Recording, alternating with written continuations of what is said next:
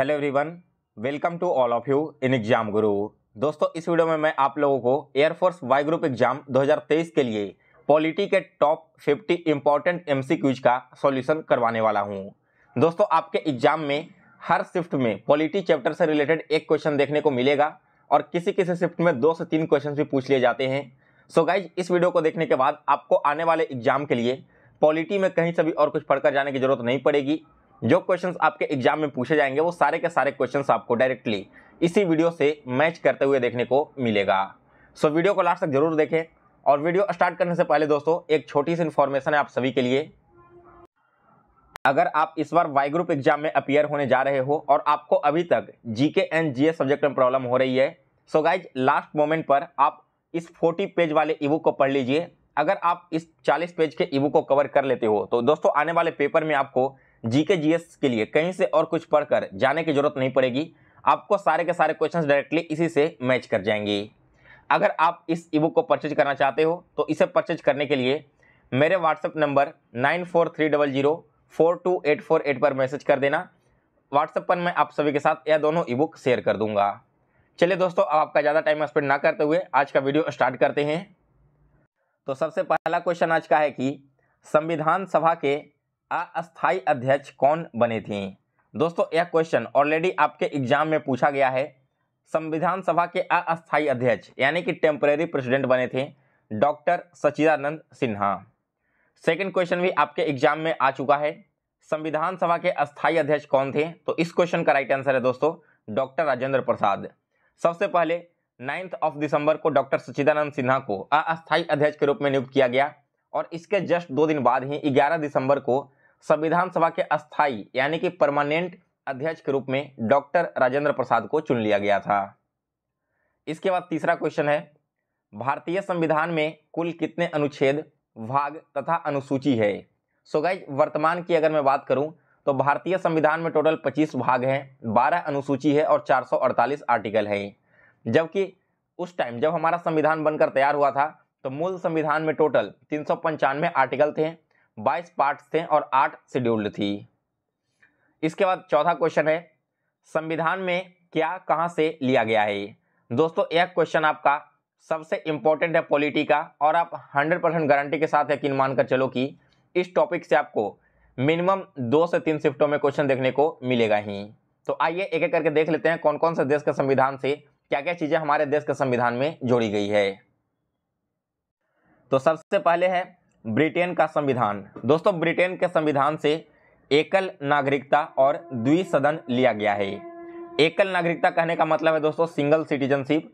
आप सभी को मालूम होना चाहिए कि इंडिया में एकल नागरिकता का प्रावधान है, यानी कि आप केवल और केवल भारत के नागरिक हो सकते हो। अगर आप किसी दूसरे देश के नागरिक बने तो स्वतः ही आपके भारत की जो नागरिकता है वो रद्द कर दी जाएगी। और द्विसदन कहने का मतलब क्या है, बाई कैमरलिज्म, यानी कि लोकसभा और राज्यसभा दो आपके सभा होंगे। ये दोनों चीजें कहां से ली गई है, ब्रिटेन के संविधान से। इसके बाद दोस्तों अमेरिका के संविधान से क्या क्या लिया गया है, तो सबसे पहले तो मौलिक अधिकार है यानी कि फंडामेंटल राइट्स। और यह क्वेश्चन दोस्तों ऑलरेडी आपके एग्जाम में 2 बार रिपीट हो चुका है। इसके अलावा राष्ट्रपति का महाभियोग यानी कि दोस्तों जो इम्पीचमेंट ऑफ प्रेसिडेंट होता है ना, यह भी लिया गया है अमेरिका के संविधान से। उपराष्ट्रपति का पद, हमारे देश में एक पोजीशन वाइस प्रेसिडेंट का भी होगा, यह लिया गया है अमेरिका से। प्रस्तावना यानी कि प्रियम्बल लिया गया है। उच्च न्यायालय लिया गया है और सर्वोच्च न्यायालय के जजों को हटाने का तरीका, ये सारी चीजें अमेरिका के संविधान से ली गई है।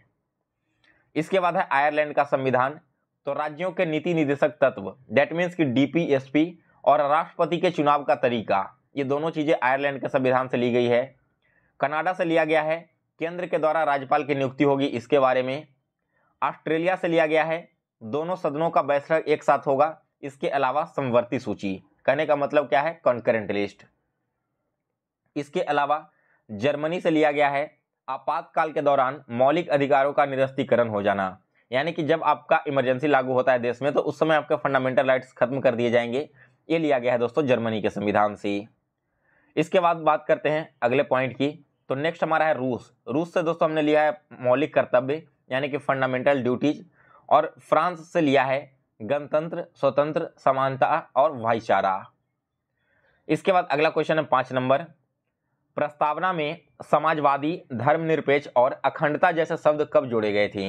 दोस्तों ये तीनों के तीनों शब्द जोड़े गए हैं 1976 ईस्वी में। इसके बाद अगला क्वेश्चन है 6 नंबर, नागरिकता का वर्णन किस भाग और अनुच्छेद में किया गया है? दोस्तों देखिए हमारे देश के संविधान में नागरिकता के बारे में यानी कि सिटीजनशिप के बारे में पार्ट 2 में, और इसका जो आर्टिकल है वो आर्टिकल 5 से लेकर 11 तक बताया गया है। जबकि दोस्तों आर्टिकल 12 किससे है? आर्टिकल 12 से लेकर 35 तक फंडामेंटल राइट्स के बारे में बताया गया है। यह आपके एग्जाम के लिए इंपॉर्टेंट है आर्टिकल, तो इसे आप सभी लोग याद रखना। इसके बाद देखिए मौलिक अधिकार किस भाग और अनुच्छेद में है? तो अभी मैंने आपको बताया ना, यह आपका अनुच्छेद 12 से लेकर 35 तक में है और आता है भाग 3 में। फिर अगला क्वेश्चन है कि कुल कितने मौलिक अधिकार अभी वर्तमान में हैं? तो दोस्तों यहाँ पर हमारे टोटल 6 मौलिक अधिकार हैं। इसमें आपका 7 मौलिक अधिकार था, जिसमें 7वां था राइट टू प्रॉपर्टी, जिसे हटा दिया गया है। तो यहाँ पर 6 कौन कौन से अधिकार है दोस्तों? एक है हमारा समानता का अधिकार, जो कि आर्टिकल 14 से लेकर आर्टिकल 18 तक कहता है। इसमें से 2 आर्टिकल बहुत ही इंपॉर्टेंट है दोस्तों, एक है आर्टिकल 15 और एक है आर्टिकल 16। आर्टिकल 15 नाम का आपने मूवी भी देखा होगा। एक्चुअली में आर्टिकल 15 यह कहता है कि इस देश में आप किसी भी व्यक्ति को उसके रंग, उसके जन्म, उसके जाति इत्यादि के आधार पर भेदभाव नहीं कर सकती। और आर्टिकल 16 यह कहता है कि किसी भी स्टेट में जो गवर्नमेंट जॉब होगी वो सरकारी नौकरी के लिए सभी को एक समान अवसर प्रदान किए जाएंगे। इसके बाद है स्वतंत्रता का अधिकार यानी कि राइट टू फ्रीडम, जो कि आपका आर्टिकल 19 से लेकर आर्टिकल 22 तक होता है। फिर है शोषण का अधिकार, शोषण के खिलाफ का अधिकार, जो कि आर्टिकल 23 और 24 में बताया गया है। धार्मिक स्वतंत्रता का अधिकार यानी कि फ्रीडम ऑफ रिलीजन, यह बताया गया है आर्टिकल 25 से लेकर 28 में। सांस्कृतिक और शिक्षा का अधिकार, यह बताया गया है आर्टिकल 29 और 30 में। इसके बाद है दोस्तों संवैधानिक उपचार का अधिकार। अगर किसी को मौलिक अधिकार नहीं मिलता तो इसके तहत वो उच्च न्यायालय या फिर सर्वोच्च न्यायालय जा सकता है। तो दोस्तों जो आपका आर्टिकल 32 है ना, इसे संवैधानिक उपचार का अधिकार कहा गया है, क्योंकि इसी आर्टिकल के तहत आप हाई कोर्ट या फिर सुप्रीम कोर्ट में जाकर अपील कर सकते हो अगर आपके फंडामेंटल राइट्स का हनन होता है। तो इसीलिए दोस्तों भीमराव अंबेडकर ने आर्टिकल 32 को संविधान का आत्मा भी कहा है। मैंने अभी आपको बताया था ना कि हमारा एक और अधिकार था संपत्ति का अधिकार यानी कि राइट टू प्रॉपर्टी। तो इसे हटा दिया गया था दोस्तों कब? 1978 में। और किस संविधान संशोधन के तहत? तो यह किया गया था 44वें संविधान संशोधन के तहत। इसके बाद अगला क्वेश्चन है 10 नंबर, समान नागरिक संहिता का वर्णन किस अनुच्छेद में किया गया है? दोस्तों यूनिफॉर्म सिविल कोड, इसके बारे में आपने न्यूज में भी चर्चा सुना होगा। तो यह जो समान नागरिक संहिता है इसका वर्णन किया गया दोस्तों आर्टिकल 44 में। इसके बाद अगला क्वेश्चन है दोस्तों, कुल कितने मौलिक कर्तव्य हैं यानी कि फंडामेंटल ड्यूटीज? तो इसकी संख्या है दोस्तों 11। इसके बाद 12 नंबर क्वेश्चन है, 6 साल से लेकर 14 साल के बच्चों के लिए शिक्षा अनिवार्य किया गया था किस संविधान संशोधन के तहत? तो सन 2002 में 86 संविधान संशोधन हुआ, जिसके तहत 6 साल से लेकर 14 साल के जितने भी बच्चे होंगे उन सभी के लिए शिक्षा अनिवार्य किया गया है। नेक्स्ट क्वेश्चन है कि भारत के पहले नागरिक कौन हैं? भारत के पहले नागरिक माने जाते हैं दोस्तों हमारे देश के राष्ट्रपति। राष्ट्रपति बनने के लिए न्यूनतम उम्र सीमा क्या है? तो दोस्तों राष्ट्रपति बनने के लिए आपकी मिनिमम एज 35 ईयर्स की होनी चाहिए। इसके बाद राष्ट्रपति बनने के लिए योग्यता क्या चाहिए? तो दोस्तों राष्ट्रपति बनने के लिए लोकसभा के सदस्य होने चाहिए और इसके साथ साथ भारत के नागरिक होने चाहिए। 16वां क्वेश्चन है कि किस अनुच्छेद के तहत हमारे देश में राष्ट्रपति का चुनाव होता है? दोस्तों राष्ट्रपति का चुनाव होता है आर्टिकल 54 के तहत। इसके बाद अगला क्वेश्चन है, राष्ट्रपति को शपथ कौन दिलाता है? दोस्तों राष्ट्रपति को शपथ दिलाने का कार्य होता है भारत के मुख्य न्यायाधीश के द्वारा। इस क्वेश्चन का राइट आंसर है चीफ जस्टिस ऑफ इंडिया। इसके बाद अगला क्वेश्चन है, राष्ट्रपति का कार्यकाल कितने वर्षों का होता है? तो यह होता है दोस्तों 5 वर्षों का। राष्ट्रपति अपना त्यागपत्र किसे सौंपते हैं? दोस्तों राष्ट्रपति अपना त्यागपत्र अपने उपराष्ट्रपति को यानी कि वाइस प्रेसिडेंट को सौंपते हैं। इसके अलावा राष्ट्रपति का खाली पद कितने दिनों के अंदर में भरना होता है? देखिए दोस्तों किसी कारणवश अगर राष्ट्रपति का पद खाली हो जाता है तो उस पोस्ट को फिल करने के लिए मिनिमम 6 मंथ का टाइम दिया जाता है। 6 महीने के अंदर अंदर उस पोस्ट को भर देना होता है। इसके बाद अगला क्वेश्चन है, लोकसभा को कौन भंग कर सकता है? तो दोस्तों लोकसभा को भंग करने का अधिकार होता है राष्ट्रपति के द्वारा, जबकि राज्यसभा भंग नहीं किया जा सकता है। दोनों सदनों की संयुक्त बैठक कौन बुलाता है? दोस्तों, लोकसभा और राज्यसभा की जो संयुक्त बैठक होती है, इसे बुलाने का काम करता है राष्ट्रपति आर्टिकल 108 के तहत, और इन दोनों सदनों की जो संयुक्त बैठक होती है ना, इसकी अध्यक्षता की जाती है लोकसभा अध्यक्ष के द्वारा। यहाँ पर दोस्तों मैंने आपको राष्ट्रपति से रिलेटेड लगभग 10 इंपॉर्टेंट फैक्ट बताए हैं, और इस 10 में से दोस्तों 4 से 5 क्वेश्चंस ऑलरेडी आपके एग्जाम में आ चुके हैं, और इस बार भी आपको अलग अलग शिफ्टों में राष्ट्रपति से रिलेटेड क्वेश्चन देखने को जरूर मिलेगा। सो लास्ट के मैंने जितने भी 10 क्वेश्चन करवाए राष्ट्रपति का, वो आप एक बार फिर से रिवाइज कर लेना। इसके बाद अगला क्वेश्चन देखिए, भारत के मुख्य न्यायाधीश और सर्वोच्च न्यायालय के जजों को नियुक्त कौन करता है? तो इनकी नियुक्ति की जाती है दोस्तों राष्ट्रपति के द्वारा। इसके बाद अगला क्वेश्चन है 24 नंबर, आर्मी, एयरफोर्स और नेवी के अध्यक्षों की नियुक्ति कौन करता है? इनकी नियुक्ति भी की जाती है राष्ट्रपति के द्वारा। 25 नंबर क्वेश्चन है कि भारतीय सेना का कमांडर कौन होता है? दोस्तों, भारतीय सेना का कमांडर होता है राष्ट्रपति। इसके बाद अगला क्वेश्चन है 26 नंबर, आपातकाल कितने तरह के होते हैं? दोस्तों, इमरजेंसी टोटल 3 तरह का होता है। एक है नेशनल इमरजेंसी यानी कि राष्ट्रीय आपातकाल, जो कि आर्टिकल 352 के तहत लगाया जाता है। यह कब लगाया जाएगा? जब मान लो किसी बाहरी देश के साथ आक्रमण हो जाए, या फिर देश के अंदर ही किसी एक गुट या फिर एक संगठन के द्वारा हथियार के साथ में विद्रोह कर दिया जाए, गृह युद्ध की स्थिति पैदा हो जाए, तब इस कंडीशन में राष्ट्रीय आपातकाल लगाया जाता है। इसके बाद है राष्ट्रपति शासन। दोस्तों, प्रेसिडेंट रूल 2 आर्टिकल के तहत लगाया जाता है, आर्टिकल 356 और आर्टिकल 365। मान लो किसी भी एक राज्य में वहां की जो राज्य सरकार है वो सरकार को चलाने में विफल हो जाती है, तो इस कंडीशन में क्या होगा कि जो होम मिनिस्टर है वो अनुशंसा करेगा राष्ट्रपति को उस पार्टिकुलर स्टेट में राष्ट्रपति शासन को लगाने के लिए। इसका मैं आपको बेस्ट एग्जांपल देता हूं। याद होगा आप सभी को 2019 का साल, जब जम्मू एंड कश्मीर में जो आपकी 2 पार्टी है, पीडीपी और एक पीपल्स, इन दोनों में से कोई भी सरकार अपनी सरकार बनाने में सक्षम नहीं हुई थी। इसी वजह से यहाँ पर राष्ट्रपति का शासन लगा दिया गया, और राष्ट्रपति शासन लगने के जस्ट बाद ही आपके आर्टिकल 370 को रिमूव कर दिया गया था। तो आप यहाँ पर अच्छे तरह से समझ चुके होंगे कि राष्ट्रपति शासन क्या होता है। इसके बाद है वित्तीय आपातकाल यानी कि फाइनेंशियल इमरजेंसी। दोस्तों, जब भी कोई फाइनेंशियल क्राइसिस होता है देश में बहुत बड़ा, तब इस कंडीशन में वित्तीय आपातकाल लगाया जा सकता है, जो कि आपका आर्टिकल 360 के तहत में है। इसके बाद अगला क्वेश्चन है 27 नंबर, उपराष्ट्रपति को शपथ कौन दिलाता है? दोस्तों, जो आपके वाइस प्रेसिडेंट हैं उनको ओथ एंड अफर्मेशन दिलाने का काम करता है राष्ट्रपति।